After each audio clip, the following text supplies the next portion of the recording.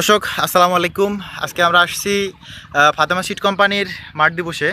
এটা হচ্ছে কুয়াতপুর, চত্রা, পীরগঞ্জ, রংপুর।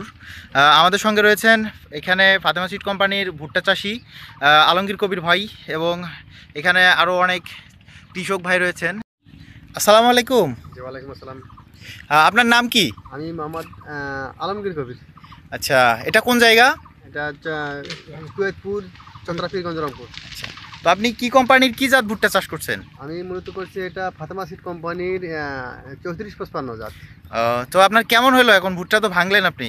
ভুট্টা ভাঙনা মার্শাল্লাহ, আশা করা যায় সন্তুষ্টমূলক ফলন আসবে ইনশাল্লাহ। ইনশাল্লাহ। তো আপনার হচ্ছে যে ভুট্টার কালার কেমন দেখছেন আপনি? কালার তো মোটামুটি খুব ভালো। খুব ভালো না? এর আগে যে অন্য কোম্পানির বা কোনো কোম্পানির ভুট্টা চাষ করছিলেন তাতে কেমন হয়েছিল ফলন? হয়েছিল মোটামুটি, তার থেকে একটু ভালো মনে হচ্ছে আর কি। ভালো মনে হচ্ছে না? জি। এই ভুট্টার রেকিস, অর্থাৎ ভুট্টার যে ডান্ডিটা আছে, ডান্ডিটা কি চিকন না মোটা? বা ডানিটা চিকন। আপনি একটু ডান্ডিটা দেখান তো, একটা ভুট্টা ভেঙে দেখান তো। হ্যাঁ, একটা ভুট্টা একটু দেখান তো, দেখি আমরা দেখি। এটা কি আসলে চিকন না মোটা আপনার মনে হচ্ছে? চিকন চিকন। আচ্ছা, তাই না? জি।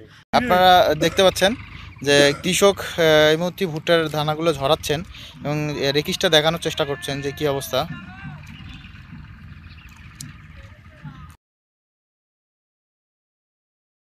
এই যে দেখতে পাচ্ছেন যে রেকিসটা কতটা চিকন। অনেক চিকন।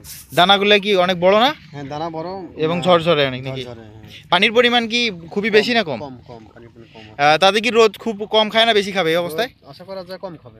আচ্ছা আচ্ছা। এতে ভুট্টা কিন্তু আপনার ফলনে বেশি হয় নাকি কম হবে এই অবস্থায়? ফলন আশা করা যায় বেশি হবে। বেশি হবে না? তো ঠিক আছে, ধন্যবাদ আপনাকে। আপনাকে ধন্যবাদ। ঠিক আছে।